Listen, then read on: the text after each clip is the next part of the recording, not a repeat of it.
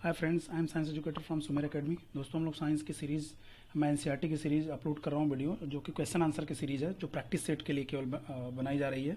जिन साथियों का, जिन बच्चों का एग्ज़ाम अगर नज़दीक हो, 1-2 महीने में या 10-15 दिन के बीच में हो, तो वो प्रैक्टिस करके जो है वो इससे अपनी साइंस की जो सब्जेक्ट होगा उसको कवर कर सकते हैं।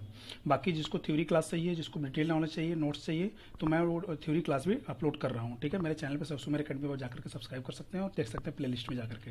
ठीक है साथियों, तो ये साइंस की सीरीज और एनसीईआरटी बेस्ड है। ये आपको मैं खासतौर से बता दूं कि एनसीईआरटी बेस्ड ही, एनसीईआरटी के क्वेश्चंस हैं। चैप्टर ये क्लास 10 का मैंने अभी रेफरेंस में बनाया लिया है।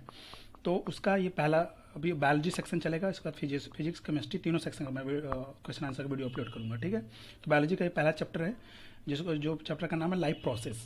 आइए दोस्तों, तो देखते हैं एनसीईआरटी बेस्ड ये क्वेश्चन आंसर, जो आपको एग्जाम में काफ़ी हेल्प करेंगे। आजकल सारे एग्जाम्स एनसीईआरटी बेस्ड ही क्वेश्चन पूछे जा रहे हैं, ताकि आपको कोई प्रॉब्लम भी हो क्वेश्चन के अगेंस्ट में, तो आप कंप्लेन करें तो एनसीईआरटी बेस्ड ही कोर्ट उसको एक्सेप्ट करता है। आइए दोस्तों, देखते हैं लाइफ प्रोसेस में। तो पहला क्वेश्चन क्या है, रेनिन का स्राव कहाँ से होता है? रेनिन का स्राव कहाँ से होता है? क्षुद्रांत, ब्रिक, यकृत या आमाशय? बताएं साथियों। तो रेनिन का स्राव कहाँ से होता है? आमाशय से। Option number 4। ठीक है, पहले क्वेश्चन का ऑप्शन नंबर 4। सेकंड क्वेश्चन देखेंगे क्या है, कौन से एंजाइम प्रोटीन पाचक हैं? पहला ऑप्शन टाइलिन, पेप्सिन, इरेप्सिन। दूसरा ट्रिप्सिन, एमाइलेज। तीसरा ऑप्शन ट्रिप्सिन, पेप्सिन, इरेप्सिन। और फोर्थ ऑप्शन इनमें से कोई नहीं। बताए साथियों, सेकंड क्वेश्चन का ऑप्शन आंसर क्या हो जाएगा? तो इसका आंसर क्या हो जाएगा? इसका आंसर हो जाएगा थर्ड, यानी ट्रिप्सिन, पेप्सिन और इरेप्सिन। ये तीनों क्या हैं? ये तीनों हैं आपके क्या? प्रोटीन पाचक एंजाइम है। ठीक है साथियों, चलिए दोस्तों देखते हैं नेक्स्ट क्वेश्चन क्या है। क्वेश्चन नंबर 3, स्तनधारियों की लार में कौन सा एंजाइम होता है? जो मैमल्स होते हैं उनकी लार, सलाइवा में कौन सा एंजाइम होता है? Option number A ptyalin, amylase, rennin और ये सभी। तो बताएं साथियों, मैमल्स की लार में, यानी हम लोगों की एंजाइम, ह्यूमन बींग्स की जो सलाइवा होती है, उसमें कौन सी एंजाइम होती है? तो उसमें कौन सी एंजाइम होती है?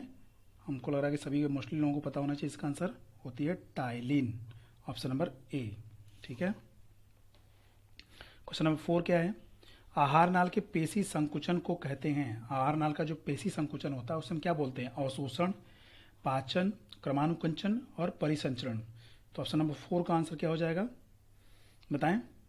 इसका आंसर हो जाएगा क्रमानुकुंचन गति बोलते हैं। आमाशय के अंदर, जो आहार नाल के अंदर जो गति होती है, जो फूड को जो बिल्कुल डाइजेशन में हेल्प करता है, वो उसको बिल्कुल मसलता है, तो उसे हम बोलते हैं क्रमानुकुंचन गति।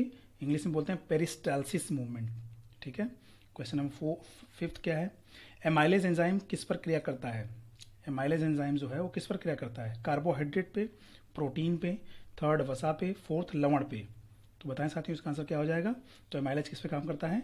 ऑप्शन नंबर ए कार्बोहाइड्रेट पे।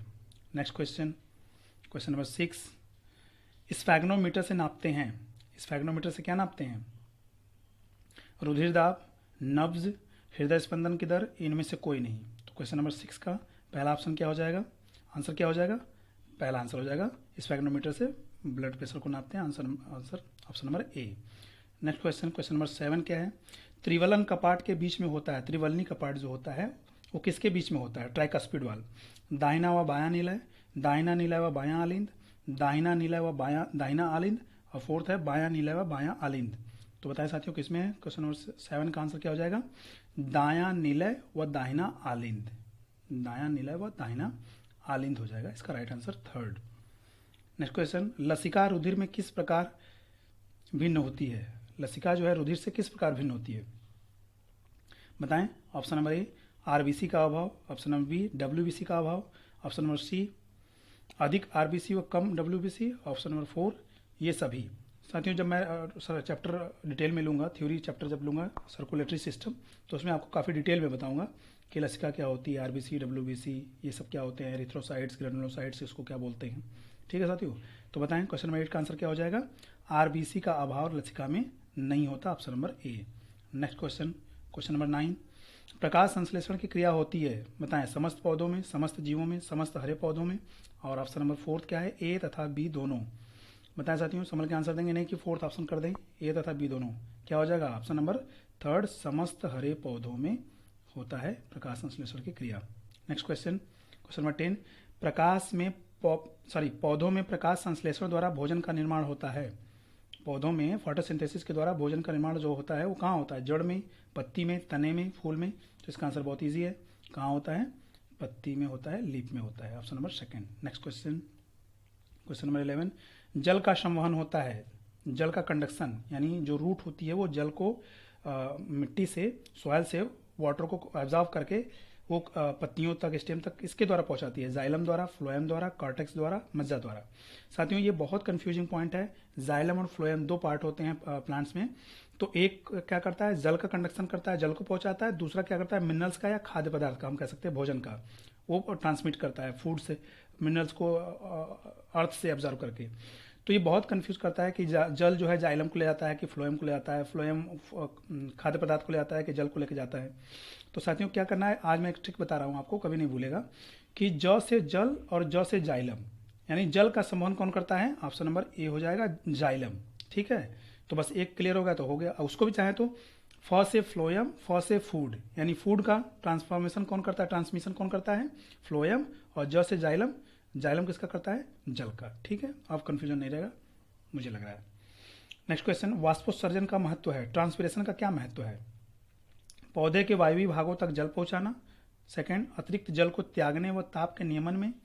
ऑप्शन नंबर थर्ड, गैसों के आदान प्रदान में। ऑप्शन नंबर फोर्थ, मृदा से जल के अवशोषण में।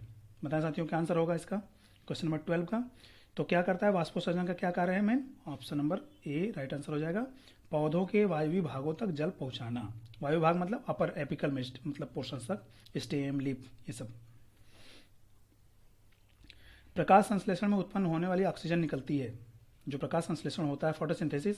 साथियों ये क्वेश्चन मैंने जब सेल का चैप्टर में जब ले रहा था, जब मैं उसमें क्लोरोप्लास्ट पढ़ा रहा था, तब मैंने उसमें वहाँ पे काफ़ी फोकस किया, काफ़ी मेंशन किया है कि क्वेश्चन बहुत बार पूछा गया है कि जो फोटोसिंथेसिस की प्रोसेस होता है, फोटोसिंथेसिस का रिएक्शन होता है, उसमें जो जल, जो ऑक्सीजन इमिट होता है, एनवायरमेंट में निकलता है, बाहर जाता है, वो किसका ऑक्सीजन होता है? कार्बन डाइऑक्साइड का होता है कि वाटर का? क्योंकि ऑक्सीजन दोनों में है, कार्बन डाइऑक्साइड में भी है, वाटर में भी है।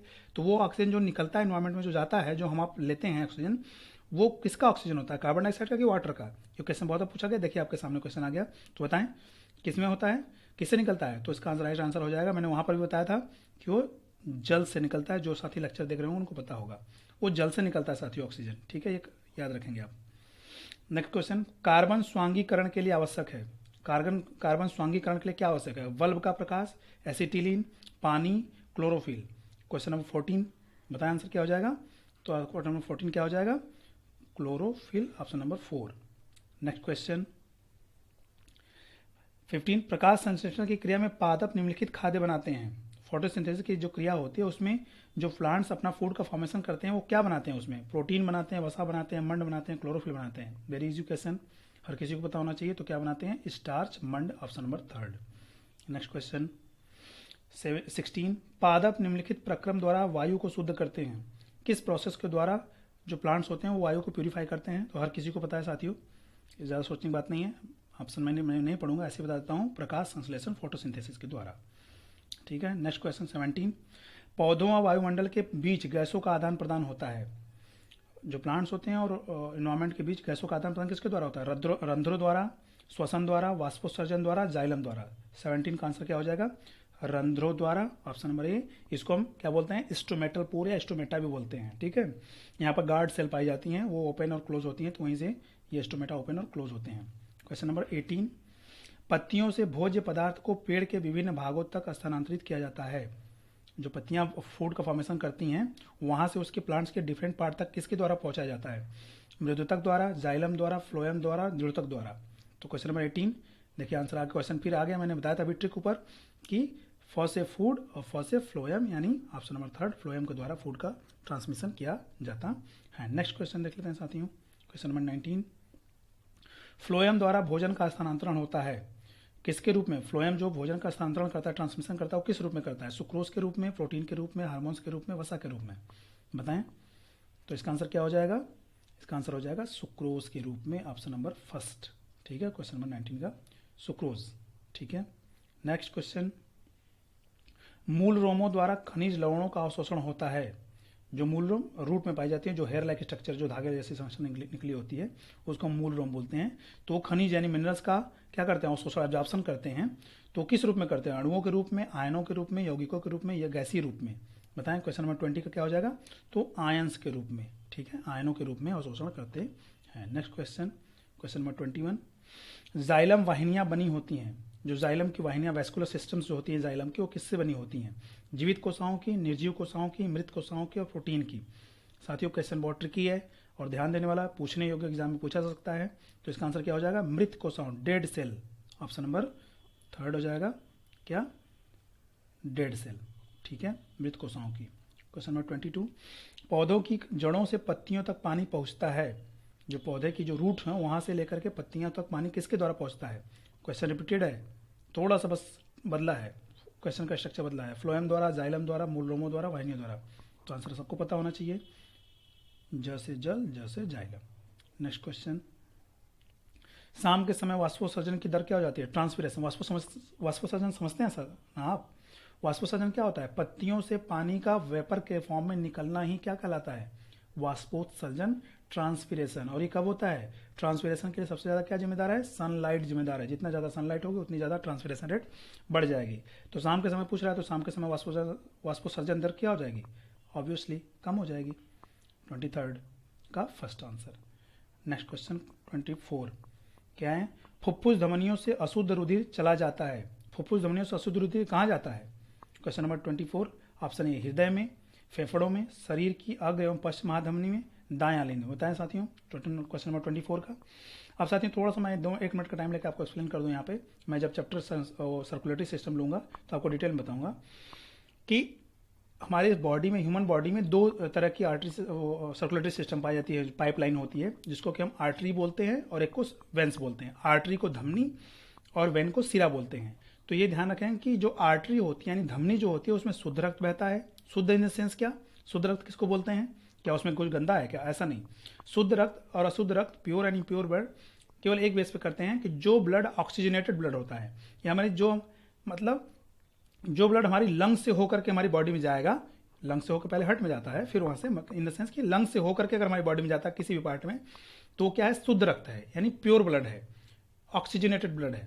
और जो हमारी बॉडी से होकर के अगर हमारे लंग्स में आता है, ठीक है, तो वो क्या है, इम्प्योर ब्लड है, डीऑक्सीजनेटेड ब्लड है, ठीक है।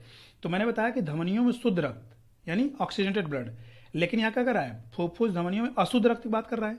तो आप याद रखेंगे कि 2 हमारे बॉडी में 2 ऐसे पाइपलाइंस हैं, एक फुफ्फुस धमनी और एक फुफ्फुस सिरा।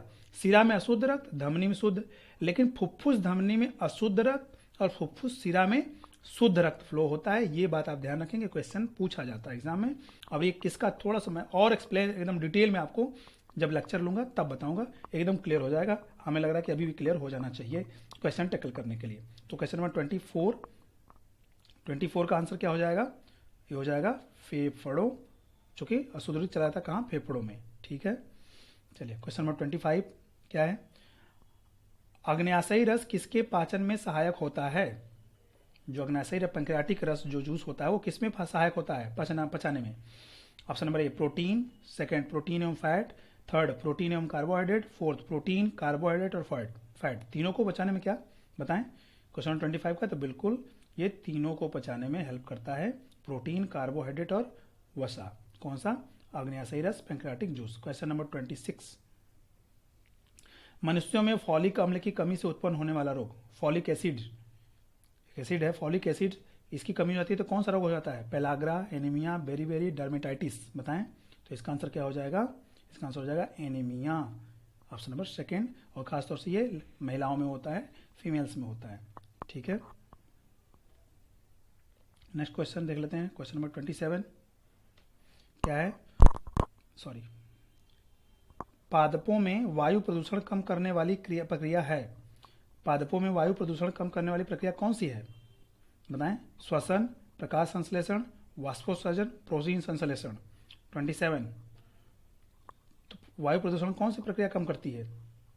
बताएं साथियों, पादपों में। तो इसका आंसर क्या हो जाएगा? इसका आंसर हो जाएगा क्या? इसका आंसर हो जाएगा ऑप्शन नंबर ए, ठीक है। आइए नेक्स्ट क्वेश्चन, हीमोग्लोबिन महत्वपूर्ण भूमिका निभाता है। क्वेश्चन नंबर 28 का, हीमोग्लोबिन कौन सी महत्वपूर्ण भूमिका निभाता है? उत्सर्जन में, श्वसन में, पाचन में, वृद्धि में, हीमोग्लोबिन बताएं। तो मुझे लग रहा है कि इसका थोड़ा सा क्वेश्चन थोड़ा सा ट्रिकी है, लेकिन आप जान रहे हैं इसका आंसर। तो क्या हो जाएगा, इसका आंसर हो जाएगा श्वसन में, क्योंकि हीमोग्लोबिन ही तो बाइंड करता है ऑक्सीजन को, ठीक है, ब्लड में बाइंड करके अपने साथ लेके जाता है पूरे ऑर्गन्स तक। क्वेश्चन नंबर 29, रंध्रों में द्वार कोशिकाएं पाई जाती हैं। मैंने अभी जिक्र किया था कि स्टोमेटा, प्लांट्स में स्टोमेटा पाई जाती है, रंध्र जिसे बोलते हैं। और स्टोमेटा के जो छिद्र होते हैं, जो पोर होते हैं, उसी पे 2 सेल पाई जाती है, जिसको हम बोलते हैं गार्ड सेल, ठीक है। वो गार्ड सेल ही जब उसमें स्टार्च भर जाता है दिन के समय में, ठीक है, फोटोसिंथेसिस की, तो वो टाइट हो जाती है, तो स्टोमेटा ओपन हो जाता है। और रात में जब वो स्टार्च कम हो जाता है तो वो डल हो जाती है, लूज जाती है, तो स्टोमेटा बंद हो जाता है, ठीक है। तो कह रहा है कि द्वार कोशिकाएं कितनी पाई जाती हैं, बताएं। 5, 4, 3, 2, 29 का क्या हो जाएगा। तो मैंने बोला अभी कि 2 कोशिकाएं होती हैं, 2 गार्ड सेल। तो ये क्वेश्चन नंबर। अब नेक्स्ट क्वेश्चन 30, प्रकाश संश्लेषण में ऑक्सीजन निकलती है। प्रकाश संश्लेषण की जो प्रक्रिया होती है उसमें ऑक्सीजन कहाँ से निकलती है। देखिए क्वेश्चन रिपीट हो गया, बताएं साथियों। मैंने बोला था कि ये क्वेश्चन पूछा जाएगा। तो क्वेश्चन नंबर 30 का आंसर क्या हो जाएगा, कार्बन डाइऑक्साइड से, जल से, पर्णहरिम से, इनमें से कोई नहीं। तो क्वेश्चन नंबर 30 का क्या हो जाएगा, प्रकाश संश्लेषण में ऑक्सीजन कहाँ से निकलती है। तो ऑप्शन नंबर सेकंड, जल से निकलती है, ठीक है। नेक्स्ट क्वेश्चन 31, स्कर्वी रोग होता है। स्कर्वी रोग किसकी कमी से होता है, विटामिन ए की कमी से, विटामिन बी की कमी से, विटामिन डी की कमी से, विटामिन सी की कमी से। बिल्कुल ये नोन है, हर किसी को पता होगा कि स्कर्वी रोग विटामिन सी की कमी से होता है। Option number 4। Next question, question number 32, पौधों में भोजन का स्थानांतरण। देखिए फिर आ गया क्वेश्चन, जल का स्थानांतरण था ऊपर, अभी भोजन का स्थानांतरण। तो मैंने बताया फॉसे फ्लोएम, फॉसे फूड। तो भोजन का स्थानांतरण किसके द्वारा, ना तो जाइलम, ना कॉर्टेक्स द्वारा, ना मज्जा द्वारा, फ्लोएम द्वारा। Option number second. Next question, amylase enzyme क्रिया करता है। एमाइलेज एंजाइम किस पर क्रिया करता है, प्रोटीन्स पर, कार्बोहाइड्रेट पर, वसा पर, लवणों पर। 33 का आंसर बताएं साथियों। 33 का आंसर क्या होगा। तो एमाइलेज एंजाइम किस पर काम करता है, कार्बोहाइड्रेट पे। Option number second. Next question, question number 34, किस विटामिन की कमी से स्कर्वी रोग होता है। स्कर्वी रोग जो है किसकी विटामिन की कमी से होता है, vitamin B, vitamin C, vitamin A, vitamin D. तो किसी को पता है, विटामिन सी। साथियों आपको पेपर का लेवल थोड़ा सा अगर इजी लग रहा होगा, तो चूंकि क्लास 10 का पेपर है, तो जो साथी तैयारी उनकी अच्छी होगी तो उनको पेपर इजी लगेगा, लेकिन जिनकी तैयारी नहीं होगी उनको थोड़ा सा पेपर ठीक लगेगा। चूंकि एनसीईआरटी बेस्ड है, तो इसलिए आजकल सारे एग्जाम में एनसीईआरटी बेस्ड ही क्वेश्चन पूछे जाते हैं। तो इसलिए मैंने एनसीईआरटी का ये सेशन डालने का प्रयास किया है कि आपको सारा फिजिक्स केमिस्ट्री के कुछ लेक्चर आपके प्रैक्टिस सेट मिल जाए। क्वेश्चन का मैं प्लेलिस्ट बना दूंगा पूरे एनसीईआरटी क्वेश्चंस की, जिसको प्रैक्टिस करना हो वहाँ से जाके कर सकता है। तो नेक्स्ट क्वेश्चन हम लोग को देखना है क्या, 35, पल्मोनरी सिरा रुधिर लाती है। देखिए अभी पल्मोनरी, फुफ्फुस को ही पल्मोनरी बोलते हैं इंग्लिश में। फुफ्फुस धमनी भी देखा हमने, यहाँ फुफ्फुस सिरा आ गई, यानी पल्मोनरी धमनी कहाँ से रुधिर लाती है, दाहिने आलिंद में, बाएं आलिंद में, बाएं निलय में, दाएं निलय में। तो 35 का आंसर क्या हो जाएगा, बाएं आलिंद में। ऑप्शन नंबर सेकंड, ठीक है। नेक्स्ट क्वेश्चन 36, निम्नलिखित में से किसके द्वारा पित्त रस का निर्माण होता है। पैंक्रियाटिक जूस का जो है निर्माण किसके द्वारा होता है, अग्न्याशय द्वारा, वृषण द्वारा, यकृत द्वारा, पित्ताशय द्वारा। तो बताएं साथियों। तो इसका आंसर क्या हो जाएगा 36 का, इसका आंसर हो जाएगा ऑप्शन नंबर 3, यकृत द्वारा। नेक्स्ट क्वेश्चन 37, ग्लाइकोलिसिस के अंत में कितने एटीपी अणुओं का लाभ होता है। ग्लाइकोलिसिस एक प्रोसेस है जिससे कि क्या होता है, ग्लूकोज का स्टोरेज होता है। तो इसमें कितने एटीपी अणुओं का फायदा होता है, 2, अंत में 0, 4, 8। तो राइट आंसर इसका कितना हो जाएगा, 8 एटीपी अणुओं का फायदा होता है। Option number 4। Next question, question number 38, vitamin C का अच्छा स्रोत है, बताएं। विटामिन सी को इसका रासायनिक नाम क्या है, केमिकल नेम क्या है, एस्कॉर्बिक एसिड। और अच्छा स्रोत क्या है, हम सभी जानते हैं कि खट्टे फलों में मिलता है। तो ना तो अंडा में, ना मछली में, ना गेहूं में, ये बल्कि खासतौर से किसमें ज़्यादा अच्छा स्रोत है, संतरा। ऑप्शन के बेस में मैं बात कर रहा हूँ, तो संतरे में सबसे अच्छा स्रोत है। ऐसे तो सबसे बेहतर स्रोत इसका क्या है, आंवला है, ठीक है साथियों। तो साथियों ये आज क्वेश्चन ओवर हो गया लाइव प्रोसेस का। साथियों अगर आपको कंटेंट पसंद आया है तो अपने साथियों के साथ शेयर करें, चैनल को जरूर सब्सक्राइब करें साथियों, क्योंकि मैं आपको ढेर सारी अभी सीरीज देने वाला हूँ एनसीईआरटी बेस्ड, जो आपको एग्जाम में काफ़ी हेल्प करेगा। और आपको कंटेंट पसंद आया लेक्चर तो लाइक भी करें। और साथियों तो आज के लिए बस इतना ही, थैंक यू।